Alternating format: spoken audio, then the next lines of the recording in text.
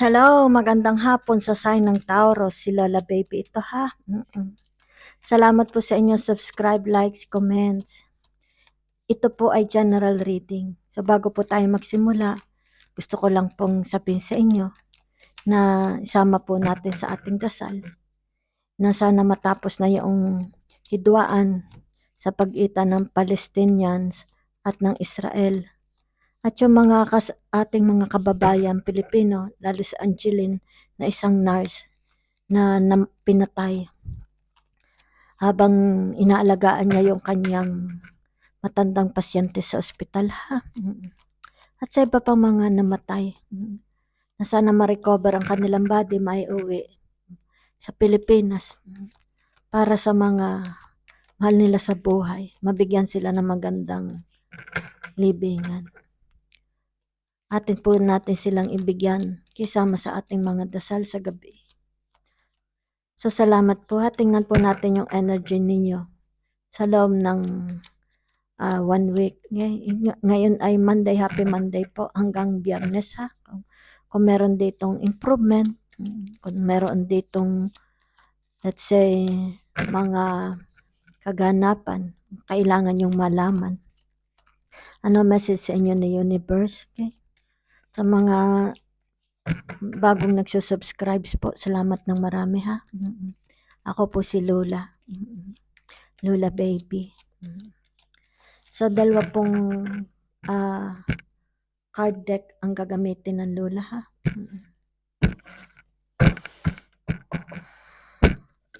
So tingnan natin, hugot lang po ako ng isa ha.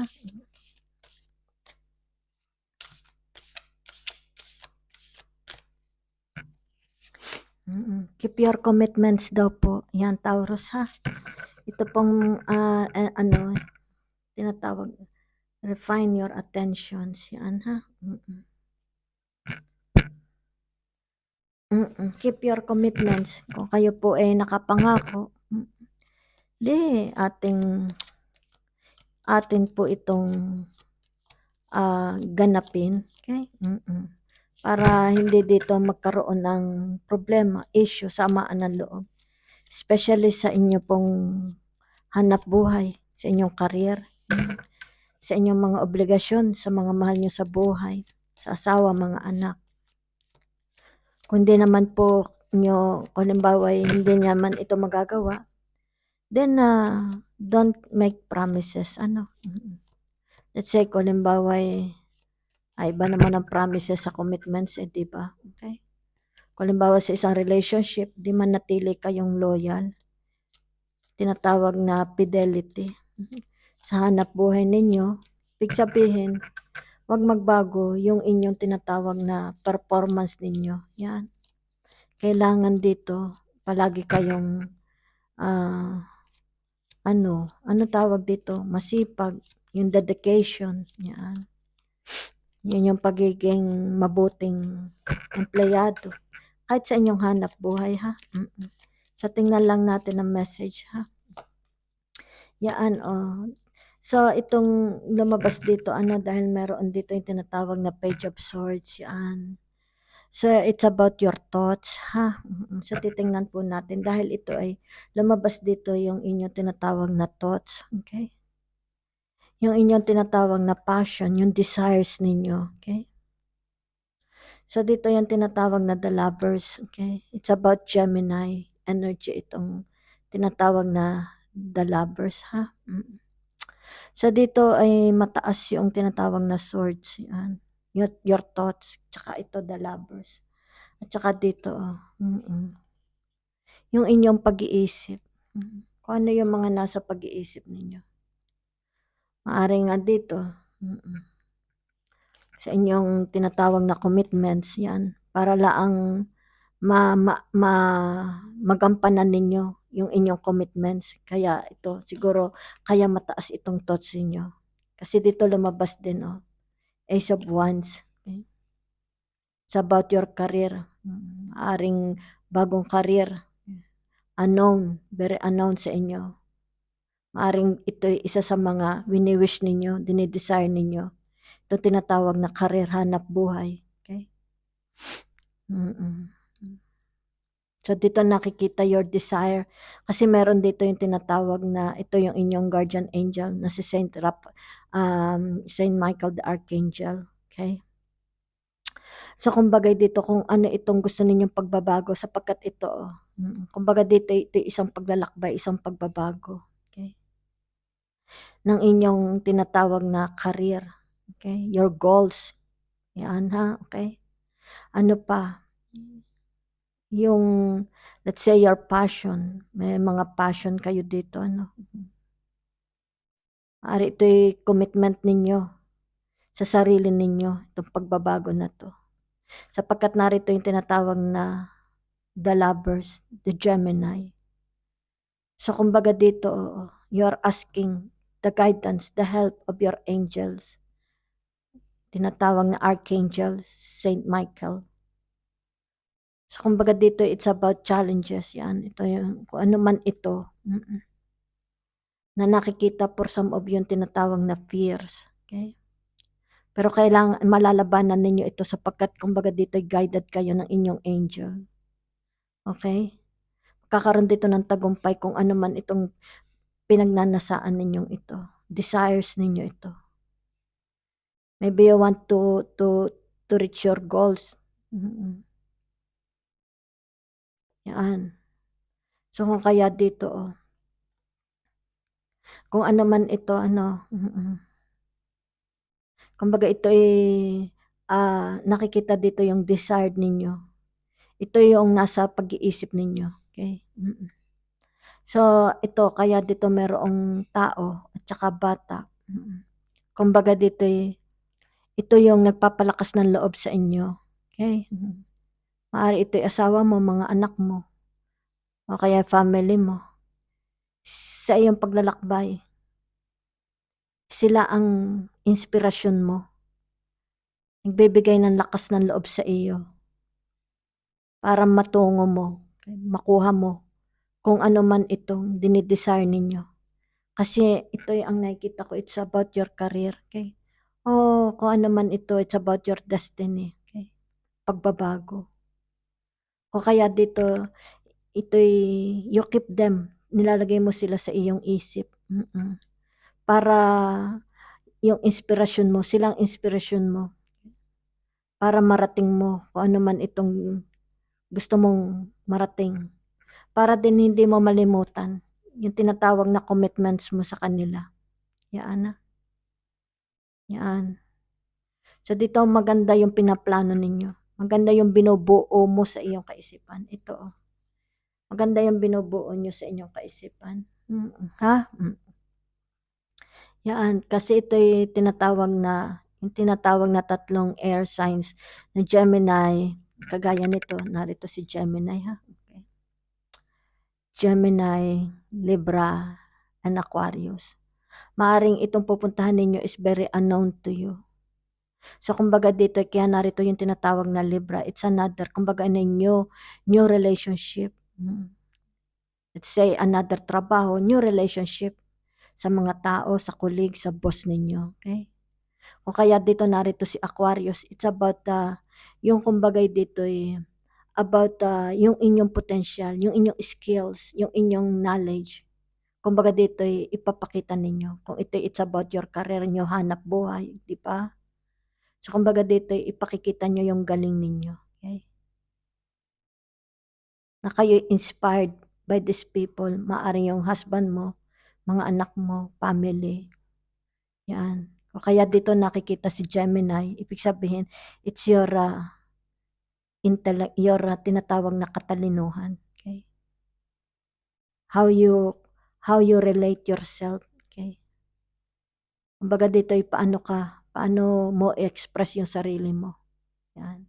Para dito sa gusto mo, dinidesire mo. Okay? Kaya dito dominant yung tinatawag na Gemini. Kasi gusto mo ito. Ito yung naghahari sa isipan mong pagbabagong ito. Okay? Na you are truly inspired and you are motivated by these people. You are motivated na magkatotoo kung ano man itong binubuo mo sa kaisipan mo. Okay?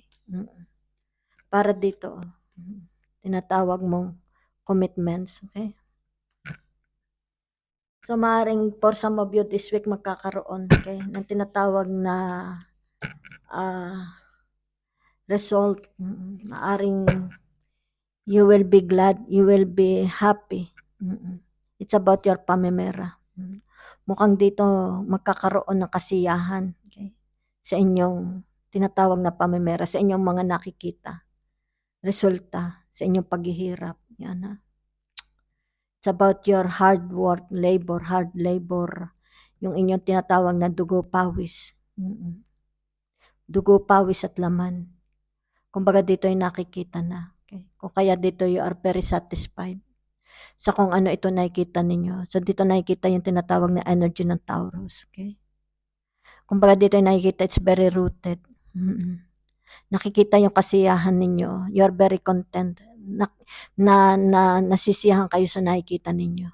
Sapagkat kung ano man ito, it's about your career, hanap buhay. It's very rooted. Kumbaga dito hindi na ito mabubunot sa lupa. Okay? Dahil Taurus is a earth sign. Okay? Kumbaga dito yung tanim, kung ano man itong pinaghirapan ninyo, tinanim ninyong ito. It's about your kabuhayan. Okay? Kumbaga ito yung nakikita na yung stability. Okay? Nakikita yung higpit ng pagkakakapit. Okay? Yan ha. Kung kaya dito narito yung tinatawag na si yan ha, sandali lang po. Narito yung tinatawag nasa si the sun. Okay? It's a Leo energy, yung zodiac sign na Leo. It's about your reputation. So kumbaga dito magdudulot ito ng kasiyahan sa inyong puso. Magdudulot ito ng init, ng sigla. Kumbaga dito ay tataas yung inyong tinatawag na energy, kasiglahan ng buong katawan. Kumbaga dito you're very, very motivated. Okay? You feel like a child. Okay? Kumbaga dito nakikitang you are celebrating dito sa nakikita mo, nakatatagan ng iyong hanap buhay. Kung ito may relationship, the same. Okay? Kumbaga dito ay nakikita yung harmony, yung magandang kumbaga ito yung tinatawag ko, halimbawa ito'y pag-ibig, nakikita dito. Okay? Magkakaroon ito ng katatagan, pangmatagalang relasyon. You are working hard. Yan kita nyo. Kumbaga dito nakikita yung inyong motivation dito. Dahil nga nakikitang tuwan-tuwa kayo sa nakikita ninyo. O kaya ito narito yung tinatawag na the sun. Okay? So dito naman nakikita yung tinatawag na ito, Virgo ha, okay? Yung inyong tinatawag na concentration focus, okay? Dahil ito energy ng Virgo, kasamahan ito ng Taurus, okay? So kumbaga dito you are very, nakikita dito yung inyong pagsusumikap, pagtsatsaga, okay? Dahil naniniwala kayo na ito ay magdadala sa inyo sa tagumpay. You're very, very inspired sapagkat dito ay kumbaga inaanuhan kayo, binubugahan kayo, yung dasan. Kumbaga alam mo ba yung kusinilya, di ba? So yung kusinilya, sindihan mo ng apoy, di ba? Di magkakaroon yun ng konting apoy dahil may gas. Tapos bombahin mo, lalaki yung apoy sa kusinilya. So ganyan na nararamdaman ninyo. Kung kayo't patuloy. Patuloy kayo. Sapagkat naliligayahan kayo, nakokontento kayo sa nakikita ninyo dito. Yan. Kumbaga dito ay nakikita ang inyong dedication. Yung pagiging napakamasipag, hardworking ninyo. Okay? So dito tingnan natin ha. So dito kung halimbawa ay galing kayo sa paghihirap, magkakaroon ng endings, new beginnings. Yan ha. So dito kahit kita ninyo natin dito si Bishop, yung pari, 'di ba? Sa Catholic, yan ko kay mga Katoliko. Yan. Kumbaga dito you are submitting yourself, okay? You are giving yourself sa Panginoong Diyos. Hinahayaan nyo na lang ang Diyos ang magmaneho sa inyong buhay. Kumbaga dito inilagay nyo na ang Diyos sa inyong buhay. Siya na. So dito nakikita rin, okay, yung tinatawag na commitment ninyo sa Panginoong Diyos, yung inyong tinatawag na pagdarasal. Okay? So that is a reading for ngayon po ay Monday hanggang Friday. So maaring for some of you magkakaroon dito. Okay? Tinatawag na result. Okay? Sa inyong pamimera, sa inyong relationship. Yung tinatawag na contentment. Yan. Maaring this week, kakaroon ng contentment o kaya kasiyahan, kagalakan. For some of you, kung ano man po ito. Ito may kinalaman sa pamimera, hanap buhay, or sa pag-ibig.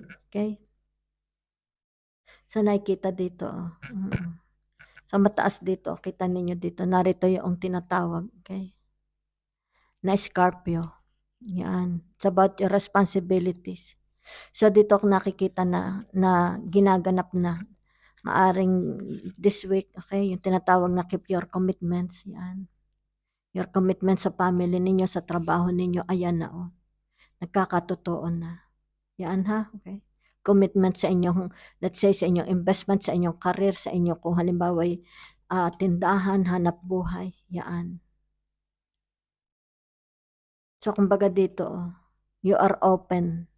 Open pa rin kayo kung ano itong mga communication, information na dumadating for some of you. Okay? So dito kumbaga para lalong mag-improve, magkaroon ng improvement dito sa inyong pamimera, hanap buhay. Sapagkat ito'y rooted na dito. Oh. Rooted na siya. Oh. So kumbaga dito ay naghahanap pa kayo more ng information. Okay? Let's say maybe you are going back to school. I-upgrade ninyo yung inyong mga skills, talents. Something like that. Para ito'y magdala sa inyo ng mas malaking pera. Yan ha. Ito oh. Tinatawag dito yung endless na katalinuhan, endless ideas, endless information. Yan. Ito yung tinatawag na bagong pagbabago, bagong buhay. Yan ha. Okay. So nakikita dito overflowing. Yung inyong mga ideas, overflowing. Nagliliyab, nag-aapoy. Very helpful, very, kumbaga dito ay kapaki-pakinabang ang dala ng mga ideas na ito sa inyong kabuhayan, lalo dito. Okay? Yan no. Lalo dito dahil nakapokus kayo ha. So dito it's about receiving information. Maaring for some of you, okay? Tinutulungan kayo para lalong umunlad ang inyong buhay. Yan. Maaring ito ay yung tinatawag na information, knowledge, okay, skills na sinishare sa inyo. Okay? It's about responsibilities. It's about commitments. Okay? So dahil narito yung tinatawag na Scorpio. Okay? Kumbaga ito, it's about adventure, pakikipagsapalaran. Yan. Kumbaga dito yung tinatawag na testing the water. Yan. Maaari ito isang bagong relationship, tinetest ninyo kung saan patungo ito. Patungo ba ito sa marriage? Kung ito na may trabaho ninyo, tinetest ninyo, okay? Kung ito yung tinatawag na potential, okay? Malaki ba ang potential dito sa inyong career na nakita? Magdadala ba sa inyo ito ng tagumpay? Okay? Kaya ito, narito yung tinatawag na Scorpio, okay? Testing the water. So kung ano man itong your past life, magkakaroon ng pagbabago. So dito nakikita yung pagiging responsible, maturity, okay? At yung tinatawag na give and take. And ito, tinatawag keep your commitments. So that's for this week reading po ha. So thank you very much. So kita nyo dito nakikita your commitments, okay? You keep your commitments. Ibig sabihin, ginagampanan mo kung ano itong commitments mo sa trabaho mo, sa relasyon mo man ito, okay? Whatever it is. Nakikita dito yung tinatawag na glorification, kasiyahan, kaluwalhatian, okay? So that's your reading for this Ngayon po Monday hanggang Friday. Thank you very much.